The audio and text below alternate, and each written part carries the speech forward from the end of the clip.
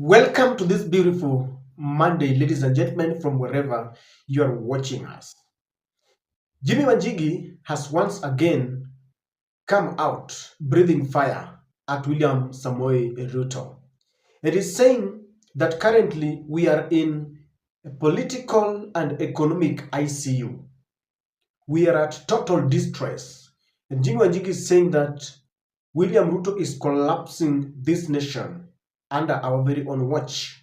And he's saying that we must not keep quiet as things deteriorate, because if Kenya burns, we all burn.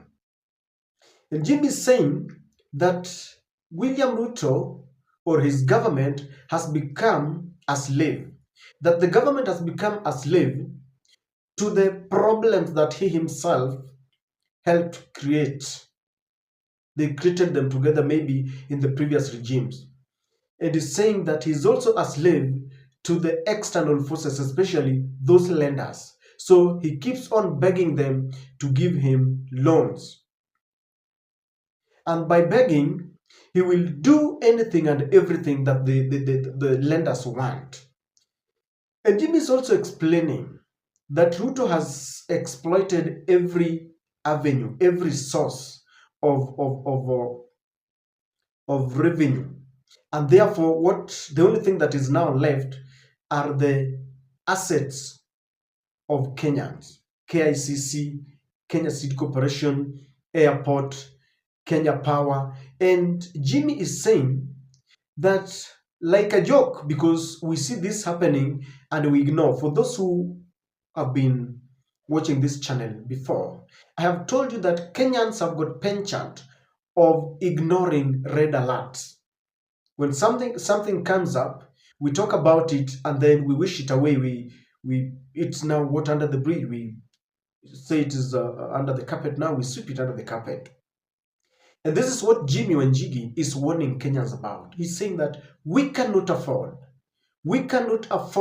to allow this government to mess this country, that we must rise up and stand against it. And Jimmy is saying that one of the reasons why Gen Zs went to the street was because of part of this, the Finance Bill 2024. That was just a trigger. But he's saying that it seems like things are back to normalcy. And he is calling upon Kenyans that we need to stand for this country. Like a scholar once said, that a slave who does not complain needs no sympathy. If we know that we are slaves in our own country and we don't complain, then we need no sympathy. And we need to either stand up together and rise for the occasion, or we shall all be buried together when Kenya is no more. I want us to listen to what Jimmy Wanjigi is saying and judge for yourself whether Jimmy Wanjigi is right. I know many people are saying that, Jimmy is a broker or what, but he's a Kenyan. And I want us to listen to his sentiments and tell me whether you think that Jimmy Wanjigi is right. Reject finance bill. Yes, Gen Z rejected it, but they continued demonstrating, which means the pain was still there even after the rejection. All right? Mm-hmm. So the pain is still with us. You can't go that way anymore. You have exhausted your loan avenue. You're on your knees, begging the world to save you. Our president has literally become a slave to the conditions in this country that he helped create, and a slave to people he's begging to keep alive. He is currently in political and economic ICU as William Samoei Ruto. That is the state of our nation. We are at an end. We are not producing. And we are saying no more of this. The Adani thing is a case in point. So what happens here with exploitation, extraction, and dominance is that now when you have taken our taxes to pay debt, because you become a slave to debt, what else do you come for? You come for assets, because we need to be bailed out. So a new colonization wave comes. Royal East Africa Company of 1887 is no different to what Adani is trying to do at the airport. You're now coming for our blue chip enterprises and taking them for 30 plus years and colonizing us further. The next it will be Kenya Power. The next it will be our climate. The next it will be our minerals. So we become slaves for another 100 years. That is where we are, because we have nothing. And are we going to agree this? I say no. We cannot continue this. This is the end of it. And the political class don't get it. Jimmy Wanjigi understands quite a lot about our economy, and some people have labeled him as a man who has been doing business with the government, a broker, and all this.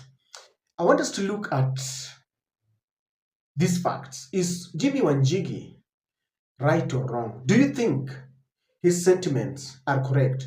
Because one of the things that I want to start with is that William Ruto created some of these problems. They were in the last government together. And William Ruto had promised us that he was going to stop digging further. He says, when you realize you are in a hole, you need to stop digging. And he was saying that we had realized that we were approaching debt trap or debt distress. And he had promised us that he was not going to borrow further. But I'm not scared of taking big decisions. I've taken. I get into a lot of trouble by taking big decisions, but so long as I'm doing the right thing, I take the difficult decisions. So long as I am doing the right thing, and that's why, for example, I have made the decision that we cannot continue to borrow. That one I have made a decision. Because, guys, from 2013 to 2022, we increased our borrowing from 1.8 trillion to 10 trillion. 5 times. Today, we are paying 1.1 trillion every year only on interest. Of the money we collect, all the money we collect 2.2 trillion. Half of it goes to paying debt, interest, not principal. Hapana, please. And there are people who are telling me, no, continue borrowing. I can't. I am sorry. Wacha tunitwe Zakayo, it's okay. But I can't.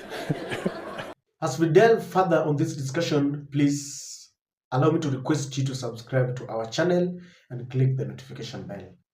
To those who support this channel in one way or the other, I also want to thank you in a very, very special way. Kindly give this video a like so that it's recommended even to more viewers. Ladies and gentlemen, I do not care whether Jimmy Wanjigi is a broker. I do not care what he's doing. I want us to stick to the facts that Jimmy Wanjigi has mentioned. Number one, I want to really humbly submit to you from what you have seen that William Ruto himself promised this country that he was not going to engage in further borrowing. And some people were clapping for him. He looked at our eyes without blinking and he was telling us he was not going to borrow. Why? According to his statement, he was not going to continue borrowing because we had even surpassed our red mark in the Uhuru regime. And so he wanted to be a different man altogether. But now he has borrowed more than Uhuru himself. Recently, they were in China and we had 40 billion. We want to extend our SGR and all that. The problem is that money is going into people's pockets. So Jimmy is right when he says that some of these problems, it is William Ruto himself who created. Because as he continues to borrow, he becomes a slave. Now, by borrowing, he also becomes a slave to some external factors. And the external factors that we are talking about here, we have sung this song, are the Bretton Woods institutions, the IMF and World Bank. IMF would want to see Africa dependent on them. They want to see Africa, getting enslaved. And that's why Jimmy Wanjigi is saying that William Ruto keeps on kneeling down to them. So, on one end, William Ruto is a slave to the problems that he created. He's more into debt. He has exhausted more, any avenue of the revenue, and then he goes to the external forces who now want him to kneel down, and by kneeling down, they will do everything that William Ruto wants. And now, finally, they are now targeting our resources, our companies. They have started, and that's what Jim is saying, with Adani, the Adani deal with the airport. And this deal has been signed. We want to become a slave for over 30 to 100 years. This is the worst than this government can take us to. We cannot sign deals that will enslave our great-grandchildren that are to come.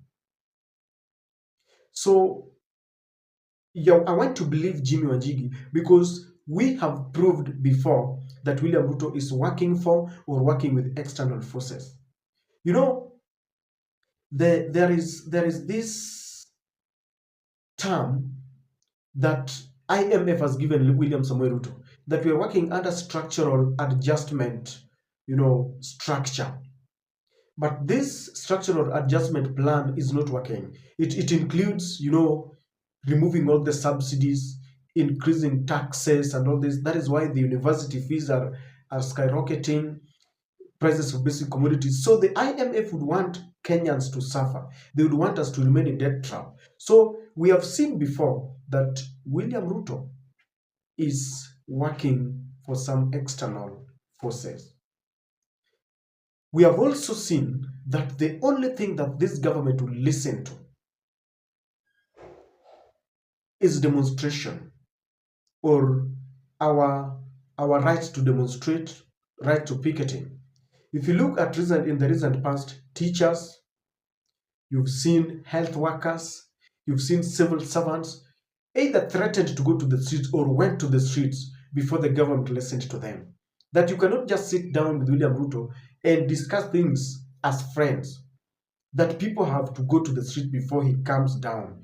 That Gen Zs had to go to the street before he abandoned the Finance Bill 2024. And that is why Jimmy Wanjigi is saying, let us rise up, because Kenya is our country. If it falls, we all fall. If Kenya burns, we all burn. If William Ruto fails, we fail, because from what I see, he has failed.